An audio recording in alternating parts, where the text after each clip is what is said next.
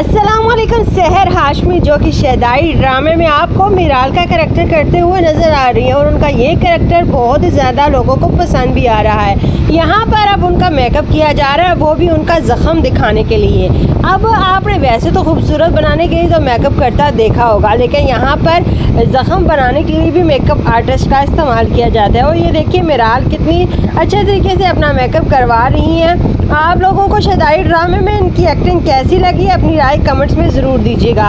आखिर अब अगले आने वाली एपिसोड में क्या होने वाला है, आखिर ये मिराल को इतने ज़ख़म क्यों आए हैं और किस वजह से, क्या उसका कोई एक्सीडेंट होगा या तो फिर कुछ ना कुछ और ही होगा, ये तो आने वाली एपिसोड में ही आपके साथ शेयर करेंगे। तो वीडियो को लाइक करना और सब्सक्राइब करना मत भूलना और बेल नोटिफिकेशन को ऑल पे सिलेक्ट कर देना ताकि मेरी हर वीडियो का नोटिफिकेशन सबसे पहले आप तक मिले।